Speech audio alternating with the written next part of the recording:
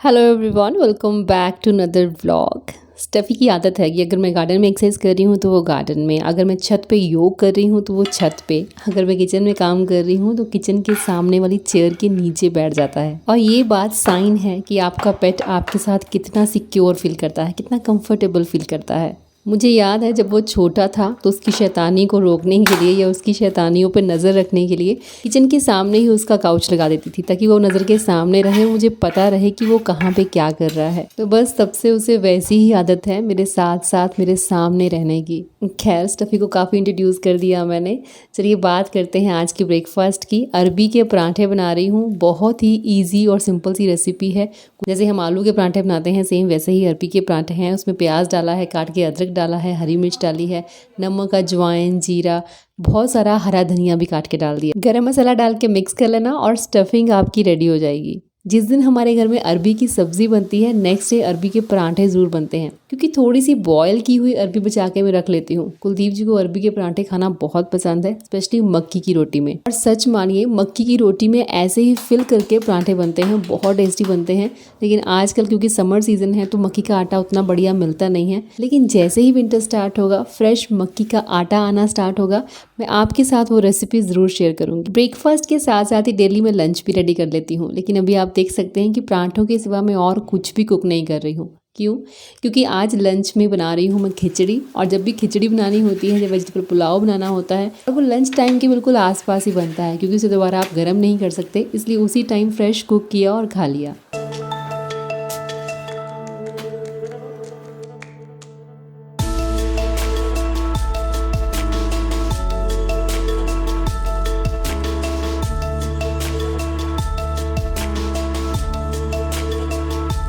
आम का सीज़न अब जाने को है, तब जैस्मिन की डाइटिशियन को याद आया कि उसे मैंगो शेक भी देना है।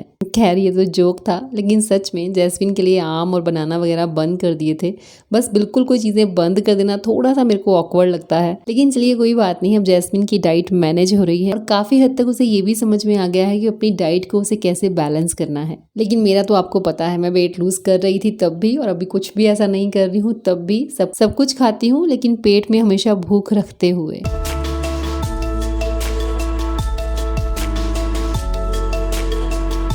इधर आओ।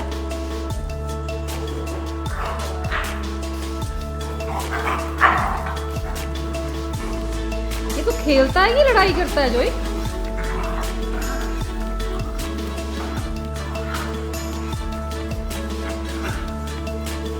हो गया? हाँ, बैठ जाओ दोनों जने। बैठेगा ही नहीं, कहाँ बैठता है?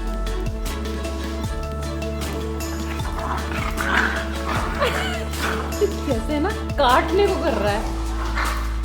ये कौन सी गेम है? एवरी मंथ आपको एसी के फिल्टर क्लीन करने ही पड़ते हैं, अदरवाइज उतनी बढ़िया कूलिंग फिर हो नहीं पाती। काम हमेशा डिवाइड करके करती हूँ तो ज़्यादा बढ़िया होता है और बहुत ईजीली होता है। आज उदय का रूम क्लीन कर रही हूँ। वैसे भी जोई मोस्ट ऑफ द टाइम इसी रूम में रहता है, तो इस रूम को ज़्यादा सफाई की ज़रूरत भी है, और कुछ ऐसा इंतज़ाम भी कर देते हैं ताकि इस रूम से हमेशा अच्छी फ्रेगनेंस आती रहे।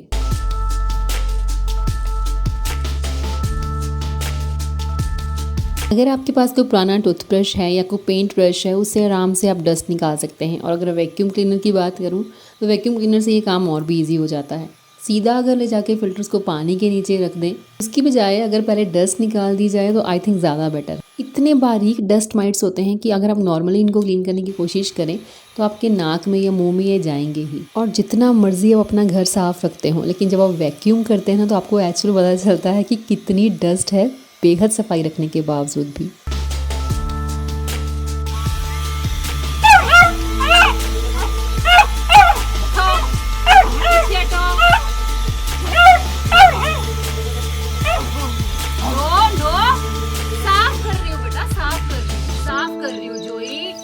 जोई को लगा पता नहीं उसके बेड के साथ मैं क्या कर रही हूँ। पूरी कोशिश की उसने अपने बेड को मुझसे छुड़ाने की। स्टफी हमेशा ही वैक्यूम क्लीनर की आवाज़ सुन के थोड़ा सा डर जाता है। जब भी उसका बेड में साफ करती हूँ, चुपचाप सामने बैठ के सिर्फ देखेगा कि ये क्या हो रहा है। और ये जोई महाशय जी तो किसी से नहीं डरते। गोगड़ को भी कर दो वैक्यूम। तुझे कर दो वैक्यूम? वैक्यूम कर दो जोई तेरे को। जैसे कोई डरता।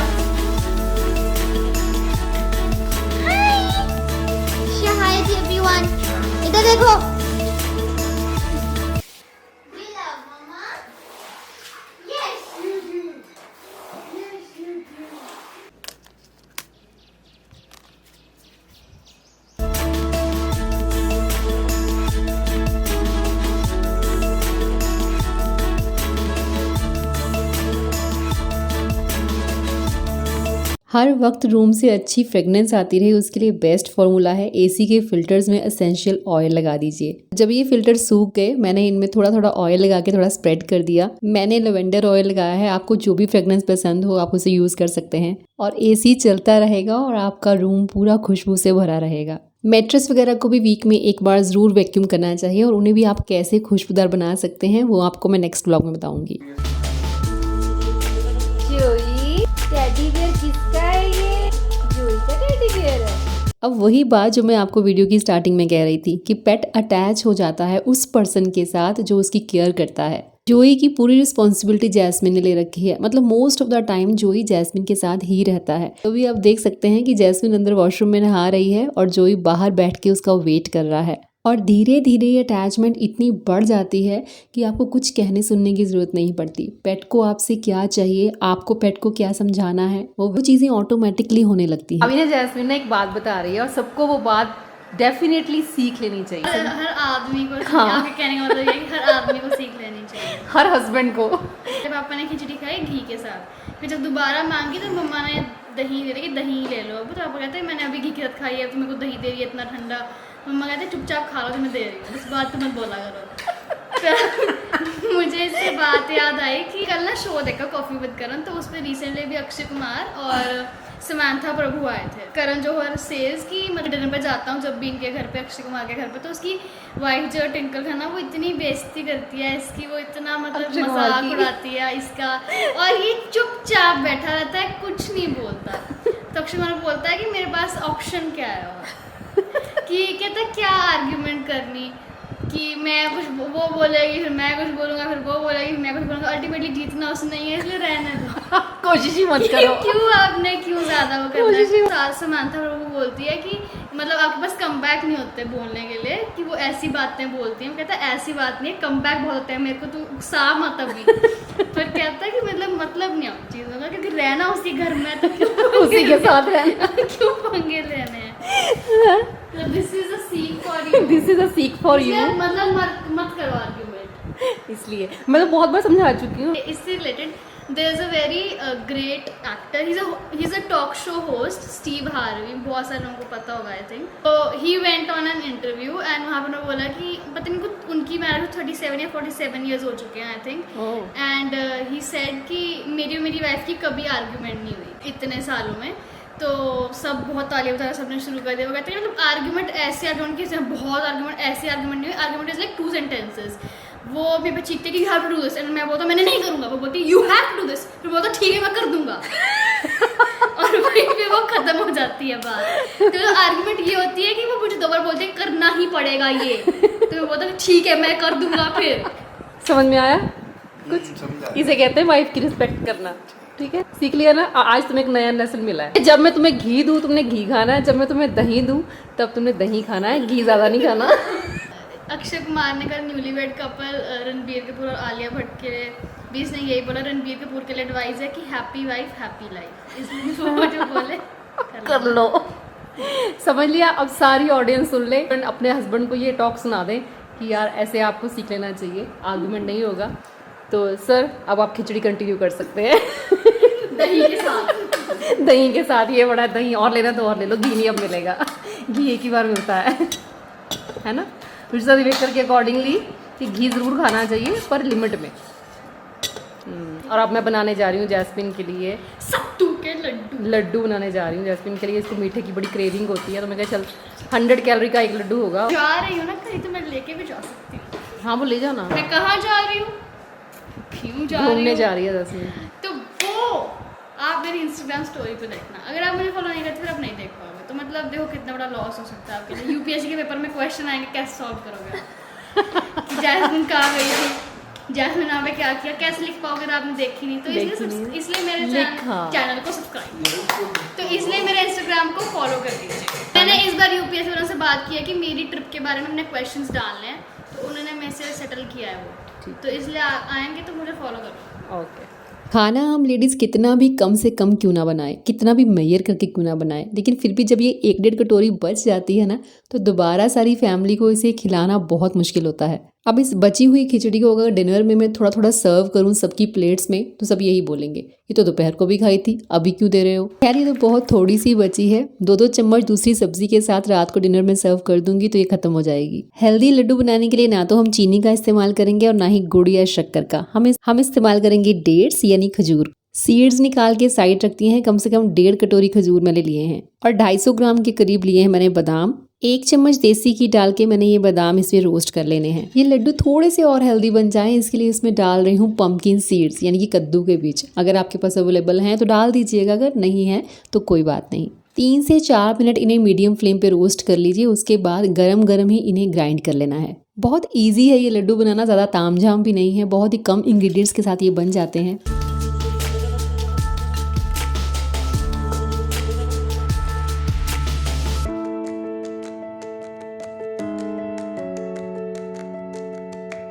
तो बादाम और सीड्स को ग्राइंड कर लेने के बाद इसमें हम डालेंगे खजूर, जिनके बीज हमने पहले निकाल दिए थे। खजूर को भी इसके साथ ही हम ग्राइंड कर लेंगे। इसमें घी वगैरह हमने कोई ज़्यादा ऐड करना नहीं है, कोई लिक्विड चीज़ भी इसमें नहीं डाल रहे हैं, ड्राई ही ग्राइंड कर रहे हैं। तो हो सकता है मिक्सर जार आपका जल्दी जल्दी गर्म हो जाए, थोड़ा टाइम लेके यानी कि ब्रेक लेते हुए ग्राइंड करें। उसके बाद मैंने इसमें 200 ग्राम जौ का सत्तू डाला है और साथ ही थोड़ा सा इलायची पाउडर। ये सब चीज़ें आपस में अच्छे से मिक्स हो जाएं, एक बार इनको ग्राइंड कर लीजिए। उसके बाद इसका हाफ पोर्शन मैंने निकाल के साइड रख दिया। जैसे कि मैंने पहले बताया कि ये ग्राइंडर गर्म हो जाएगा क्योंकि हम ड्राई चीज़ों को ही ग्राइंड कर रहे हैं। तो बस हाफ पोर्शन को ब्रेक लेते हुए मैं बार बार ग्राइंड करती रही तो ये इस तरह से चिपचिपा सा बन जाता है। और जैसे ही ये स्टिकी होने लगे बाकी का बचा हुआ पोर्शन भी इसमें डाल दीजिए, लेकिन पहले चेक कर लीजिए क्या ये अच्छे से बाइंड हो रहा है, मतलब लड्डू बनाए जा सकते हैं। बस सब चीज़ों को आपस में अच्छे से मिक्स करके उसके बाद छोटे छोटे लड्डू बना के साइड रखते जाइए। अगर आप कोई डाइट फॉलो कर रहे हैं, आपको बहुत शुगर की क्रेविंग हो रही है, तो ये लड्डू आपके लिए बेस्ट ऑप्शन है। क्योंकि डाइट फॉलो करते हुए भी रेगुलरली शुगर कंज्यूम करते रहने से आपकी वेट लॉस जर्नी काफ़ी स्लो हो सकती है।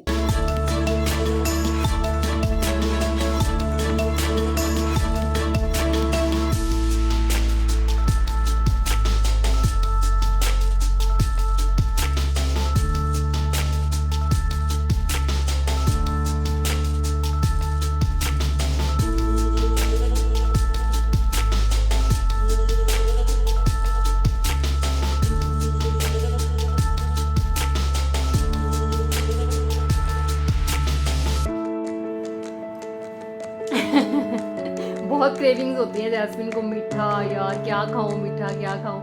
मैं क्या चल तेरे लिए कुछ बनाती हूँ हेल्दी सा। मीठा कम है ना, बोल नहीं सकती, डाइटिशियन ने जुबान बंद कर दी है। जिप लगा दी है जुबान पे। इनको देखो, ये आजकल की जनरेशन है, ठीक है। देखो ये पापा तैयार होके बैठे हैं और मुझे भी आप लोग देख सकते हैं, मैं भी फुल्ली रेडी हूँ, ठीक है। माँ तो हर टाइम रेडी है, सुन लो पीछे से भी। अगर मैं इन महाशय की बात करूँ तो ये लाडे सर आधा घंटा लेट रेडी होके आया है। शाम होने को है और हम लोगों को निकलना है। और मैं एक चीज आपको और बताती हूँ, जो पैंट आप देख रहे हैं ना इसको पहने हुए, पिछले 4 महीने से यही एक पैंट पहन के ये कोचिंग जा रहा है, यही एक पैंट पहन के ये मार्केट जाता है, मतलब कहीं भी जाना है सिर्फ उसको यही पैंट पहननी है। अब कोई पूछे कि क्या तेरे पास कोई और पैंट नहीं है, इसको बोला जितनी तेरी पैंट्स अलमारी में पड़ी हैं फिर वो अलमारी में क्यों रखी है तूने, तो इसने क्या किया, ये ला के यहाँ पे फेंक दी, कहता ये लो ये आप पहन लेना।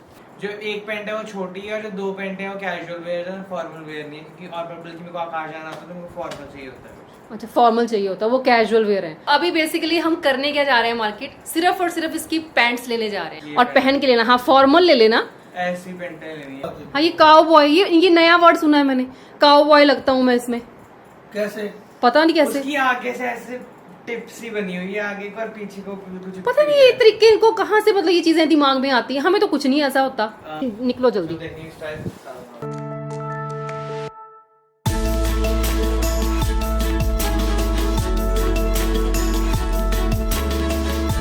उदय कह रहा है कि लिवाइस, हाँ कहता है लिवाइस के आगे चलते हैं, लिवाइस की पैंट्स लेता हूँ मैं। हाँ मैं लेता हूँ, पर जो क्रिएटर था लीवाइस का, द सीईओ, उसने कभी भी जीन्स नहीं पहनी एक्चुअली।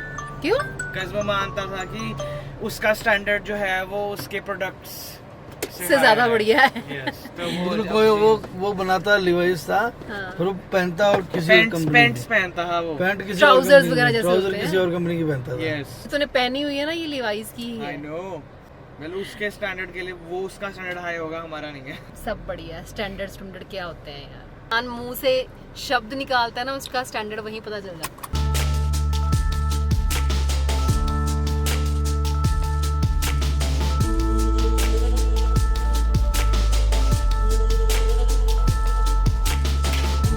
ट्राउजर्स हैं, ट्राउजर स्ट्रेचेबल मिल जाएंगे? स्ट्रेचेबल, हाँ स्ट्रेचेबल दिखा दो। ये तो सेम ही फॉर्म में है ना होते फिर।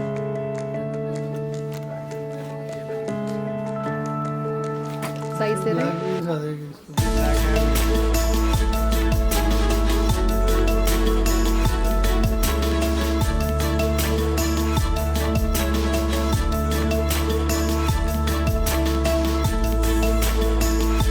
थोड़ी लूज लग रही है, इसको बिल्कुल नैरो चाहिए, नैरो में नहीं मिलेगी है ना। लंबा कपड़ा है, उसको आप वो तो कटिंग हो जाएगी। कटिंग यही कर देंगे। नहीं नहीं ये नहीं बोल रही, कटिंग हो जाएगी, लेंथ छोटी हो जाएगी। अगर आप बोलोगे टाइट करनी है तो टाइट तो नहीं हो पाएगी ना, टाइट तो नहीं हो, नहीं नहीं नीचे से बॉटम अगर टाइट करना हो तो नहीं हो पाएगा। बॉर्डर तो ठीक है, बाकी लेंथ तो कट जाएगी, लेंथ की तो प्रॉब्लम नहीं है। नैरो हो सकती है नीचे से फिर आप। नहीं नैरो नहीं, ये अच्छी लग रही है। प्रॉपर देख लेना कलर, और कौन सा है इसमें?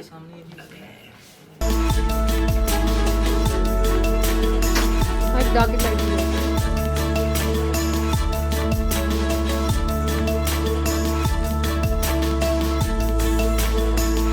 अब हम अपनी सोफिस्टिकेटेड सी वॉक करते हुए जाएंगे। वैसे क्या मैं कूद के जाती हूँ? हाँ, बहुत दिनों से मैंने ड्रेस मटेरियल चेक नहीं किया कि मार्केट में क्या क्या आया हुआ है। जब वहाँ से निकल ही रहे थे तो क्यों ना अपने लिए भी कुछ देख लिया जाए, तो बस अपने लिए भी कुछ सूट्स वगैरह देखने बैठ गई। चंडीगढ़ में रहने वाले लोग मुझे काफ़ी बार पूछते हैं कि आप कहाँ से सूट्स वगैरह बाय करते हैं। देखा जाए तो चंडीगढ़ मोहाली में वैरायटी की कोई कमी नहीं, जितना आप देखते जाओगे उतना ही कन्फ्यूज होते जाओगे। मेरी बस 2-3 शॉप्स फेवरेट हैं, उन्हीं पर मैं राउंड लगाती रहती हूँ। मोहाली की बात करूँ तो फेज 7 में मिलन शॉप है, माई शॉप है, और 34 सेक्टर में शाम मॉल है। आप पूछते रहते हैं तो मैं बता रही हूँ, इन शॉप्स को एडवर्टाइज नहीं कर रही हूँ, बल्कि आप मुझे बताइएगा कि आप सूट्स वगैरह कहाँ से लेते हैं और वहाँ पे कैसी वैरायटी होती है। मिलूंगी नेक्स्ट वीडियो में। Till then bye bye, take care and stay healthy.